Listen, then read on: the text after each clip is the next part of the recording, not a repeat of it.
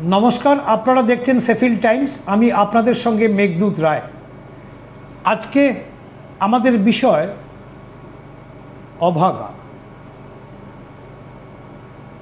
কাদের বলছি অভাগা, কেন বলছি অভাগা, সেটা নিশ্চয়ই আপনারা এতক্ষণে অনুমান করতে পেরেছেন। কিন্তু কেন তাদের মাথায় আকাশ ভেঙে পড়ল, ভয়ঙ্কর দুর্যোগের সম্মুখীন তাদেরকে কেন হতে হলো, কেন আজ তারা দিশাহীন? তারা তো যোগ্য প্রার্থী, তাহলে কেন এমনটা হলো, কাদের দোষে হলো?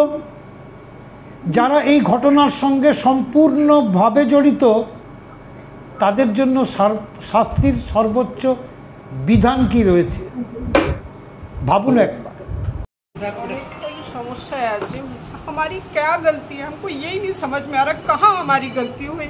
हम लोगों ने जो प्रोसेस था वो प्रोसेस फॉलो किया। जब पेपर्स मांगे गए वो पेपर्स हमने सबमिट किए।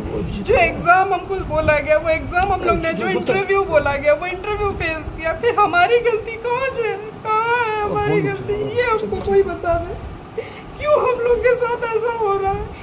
की सुन ले की राय दिए के अंदर ये जो हमारी नौकरी ले ली गई है यार, कुछ बोला गया, हमको समझ में नहीं आ रहा है कि क्यों हमारी गलती है।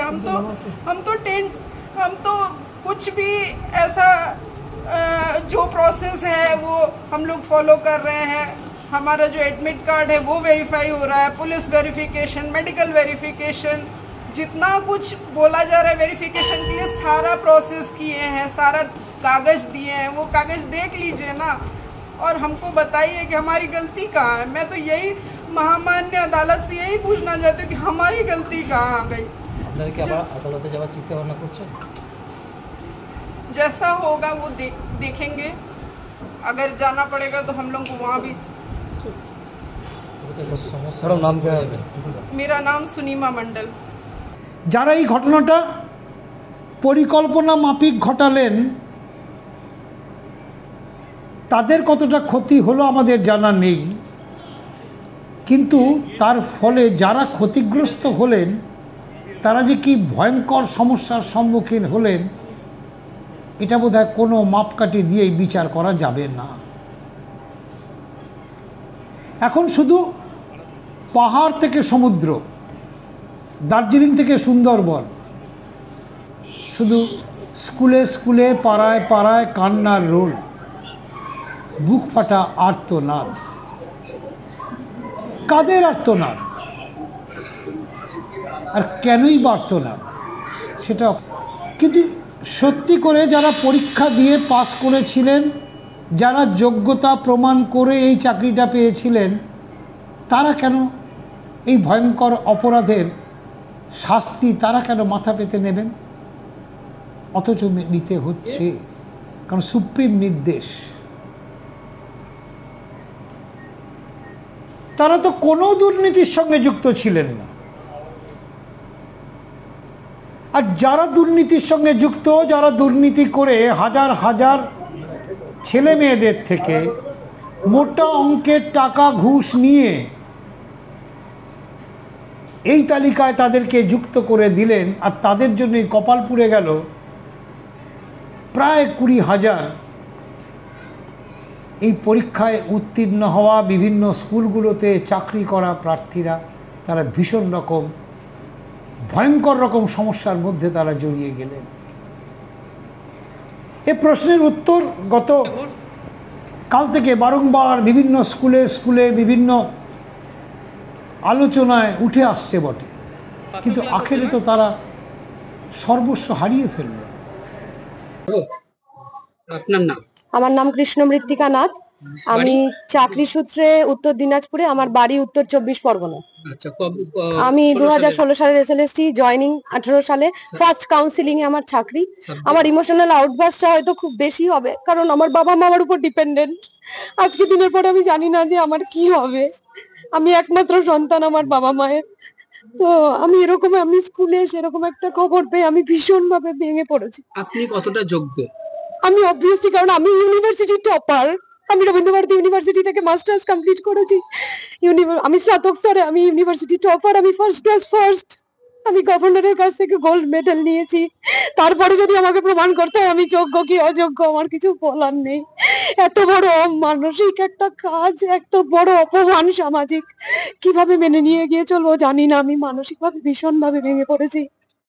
এরপরে যদি আমাকে প্রমাণ করতে হয় আমি যোগ্য কি অযোগ্য, যেখানে আমি একজন গভর্নরের কাছ থেকে আমি স্নাতক স্তরে ফার্স্ট ক্লাস ফার্স্ট হওয়ার জন্য গোল্ড মেডেল নিয়েছি, তারপরে যদি আমার যোগ্য অযোগ্য প্রমাণ করার জন্য রাস্তায় এসে দাঁড়াতে হয়, তার থেকে লজ্জাজনক কিচ্ছু হয় না। এর থেকে সুপ্রিম কোর্ট পারলে আমাদেরকে মৃত্যুদণ্ড দিক, এটা মেনে নেওয়া যায় না।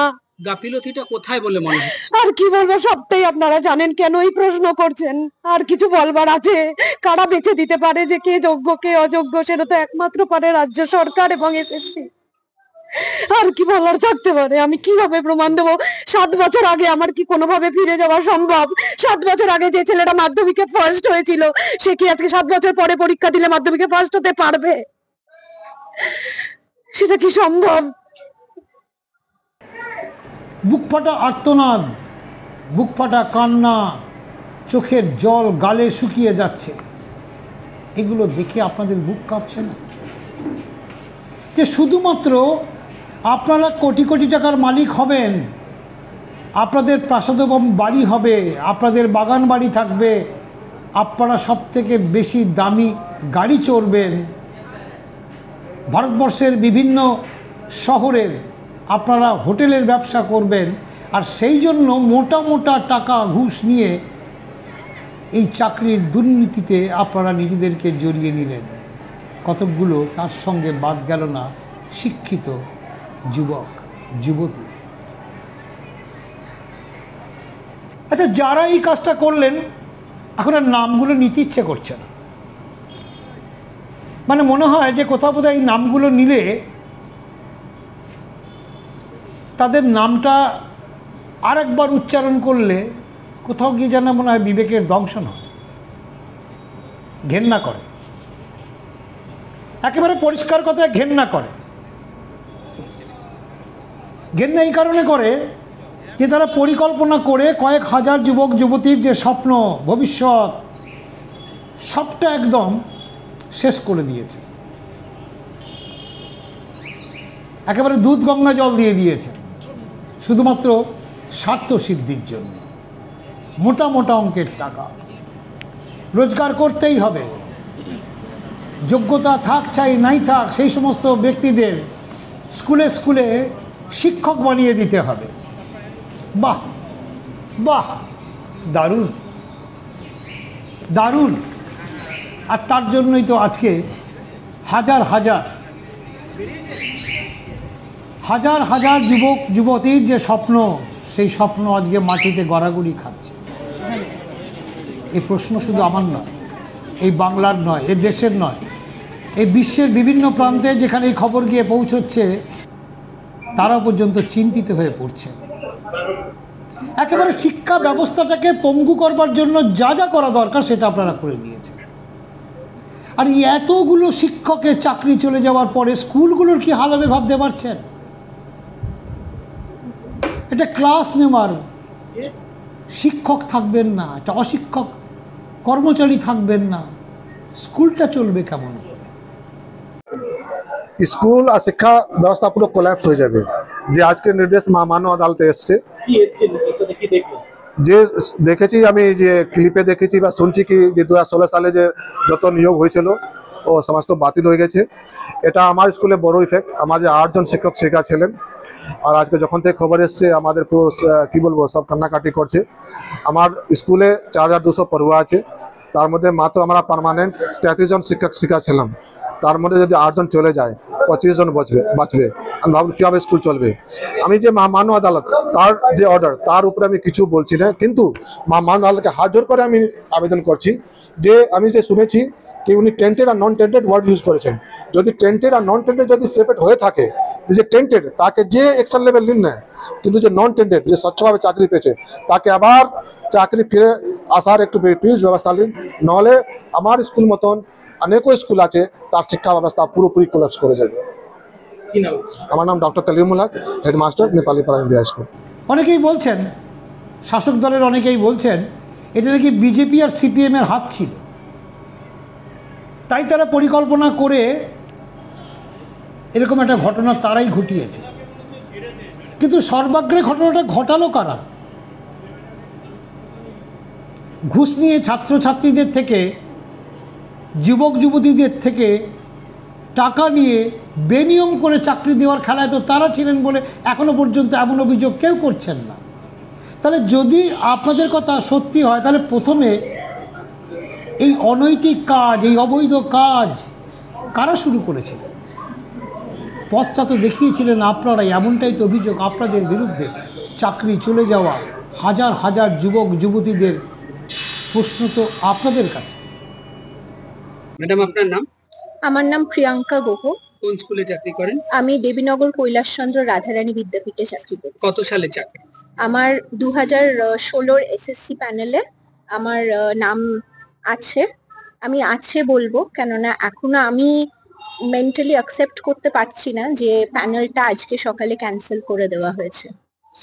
আপনি একটা যোগ্য আর অযোগ্য, এটা দ্বন্দ্ব চলছে অনেক দিন ধরে, নিজেকে কোথায় মনে করছেন? অবশ্যই আমি নিজেকে যোগ্য প্রার্থী হিসেবেই মানবো। আমার মানে কোনো ডাউটই নেই। আমি জানি, এটা আমি জানে, আমার কলিগসরা জানে, আমার ফ্যামিলি মেম্বার্স জানে, সবাই জানে যে আমি পুরোপুরি 100% যোগ্য ক্যান্ডিডেট।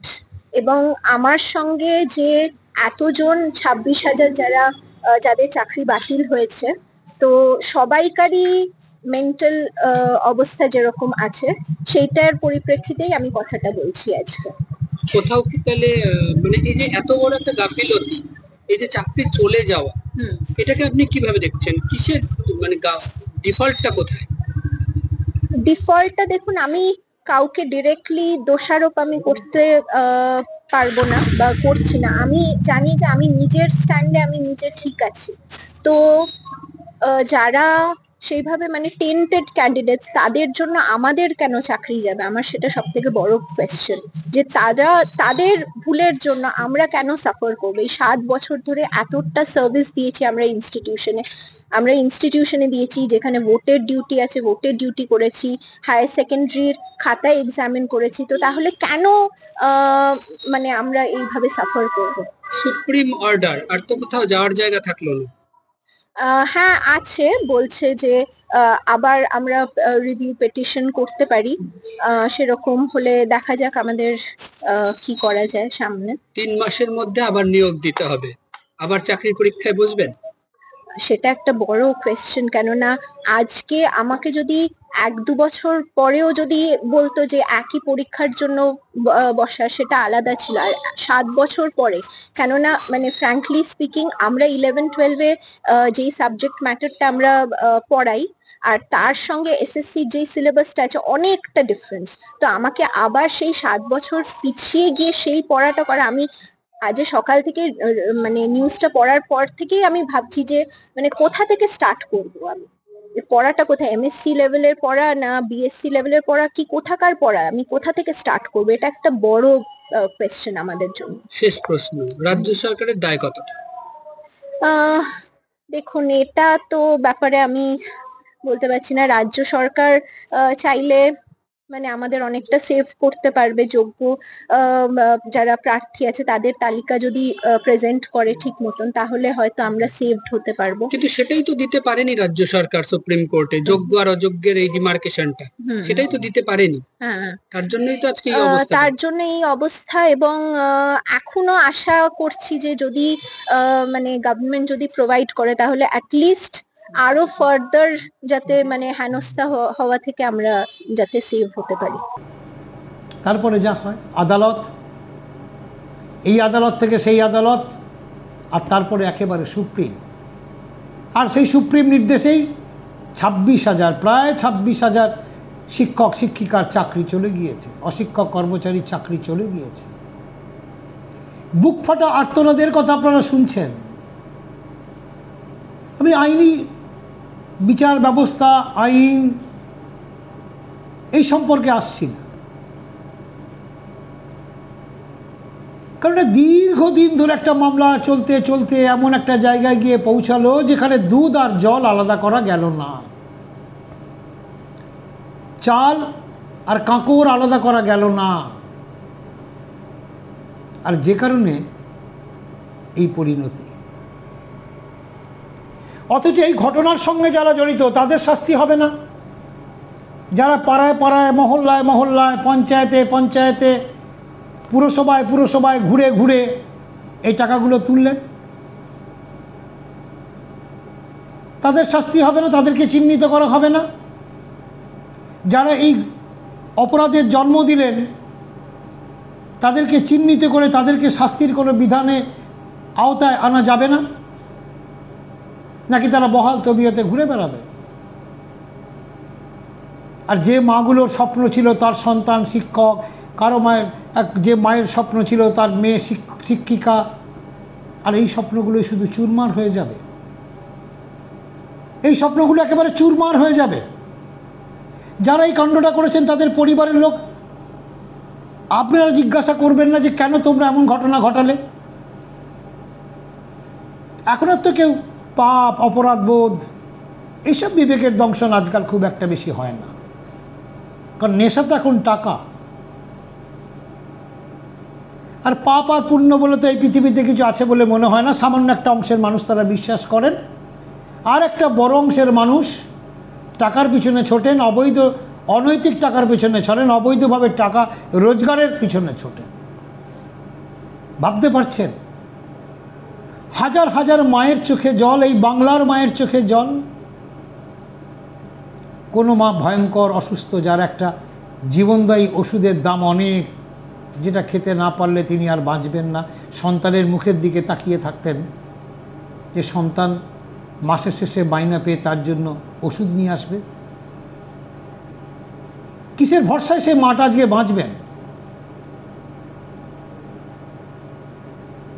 আবার ভাবুন, এরকম অনেক শিক্ষক শিক্ষিকা রয়েছেন যাদের সন্তানদের বয়স কারো 3 বছর 4 বছর, একটা ভালো স্কুলে ভর্তি করেছেন।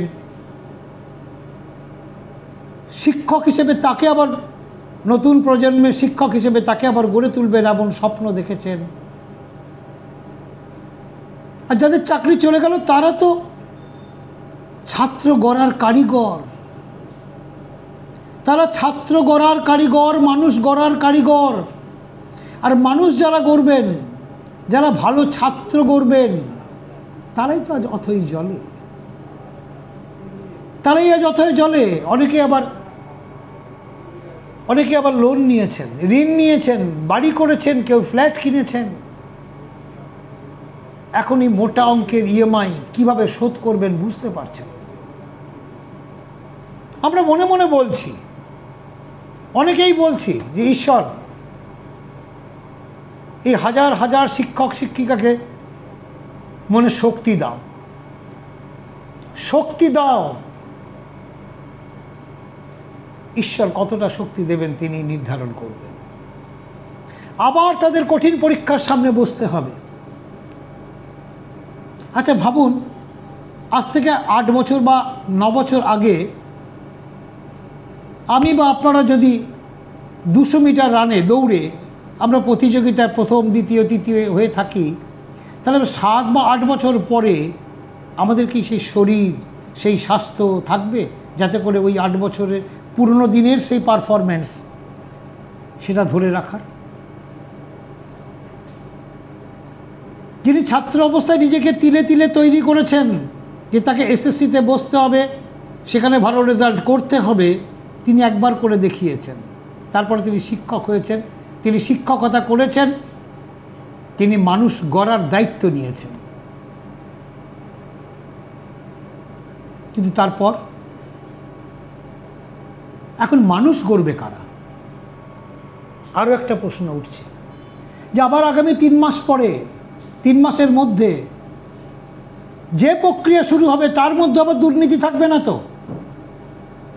শিক্ষা নেই, স্বাস্থ্য তো গয়ঙ্গচ্ছ হয়ে গিয়েছে, আর তার সঙ্গে রেশন ব্যবস্থা সেটাও ভয়ঙ্কর অবস্থার মধ্যে রয়েছে। বিস্তারিত বলতে গেলে এরকম পরপর 3-4টে এপিসোড করতে হবে।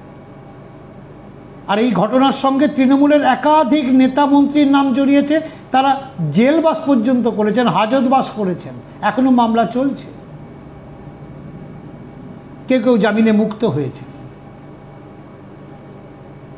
মানুষ তো সবটা দেখছে, মানুষ তো সবটা বুঝছে। আর যেহেতু মানুষ যারা প্রতিবাদ করবেন, যারা প্রতিবাদের রাস্তায় হাঁটবেন, সেই শিরদাঁড়াটা তাদের এই মুহূর্তে বড্ড দুর্বল হয়ে গিয়েছে, ভঙ্গুর হয়ে গিয়েছে, বেঁকে গিয়েছে। লড়াই করতে করতে, আঘাত খেতে খেতে খেতে খেতে অনেকটা দুর্বল হয়ে গেছে। কিন্তু ভুলে গেলে চলবে না, ভুলে গেলে চলবে না। আঘাত খেতে খেতে খেতে খেতে মানুষ একটা সময় যখন ভয়ঙ্করভাবে রুখে দাঁড়াবে, তার সামনে আর তখন কেউ দাঁড়াবার ক্ষমতা পর্যন্ত দেখাতে পারবে না। ইতিহাস বলছে, ইতিহাস বলছে।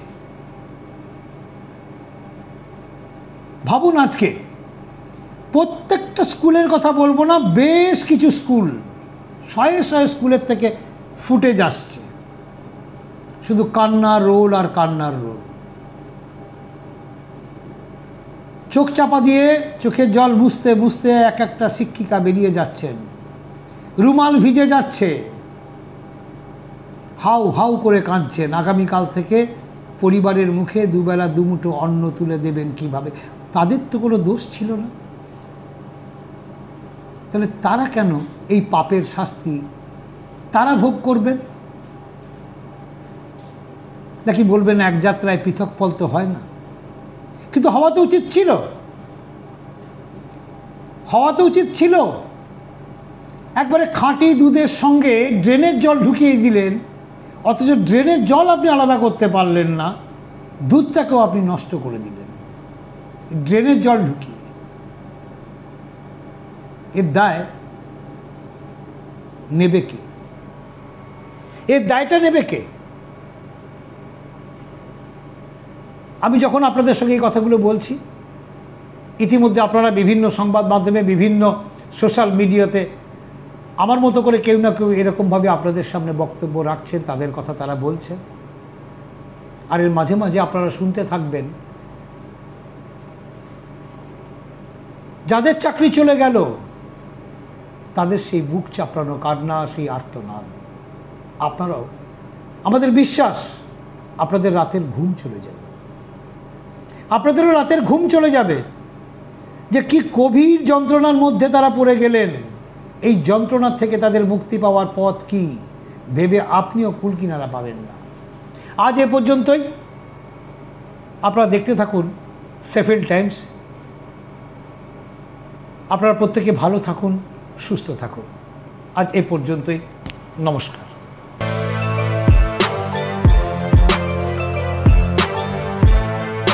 এখন অনেক বড়, শ্রী লেদার্স, হাওড়া ময়দান। আপনি কি জটিল কিছু সমস্যায় ভুগছেন? সমাধান পেতে চান? যোগাযোগ করুন প্রখ্যাত জ্যোতিষ ও তান্ত্রিক মনসারাম ভট্টাচার্যের কন্যা মনসা কন্যার সাথে। প্রখ্যাত জ্যোতিষ ও তান্ত্রিক মনসা কন্যা হাওড়া জানবাড়ি ও হাতিবাগানের নিজস্ব মন্দিরেও বসেন।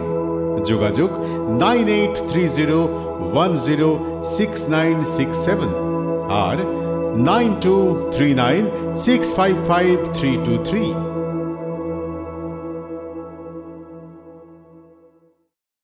কলার তুলে নয়, বুক চিতিয়ে চলা।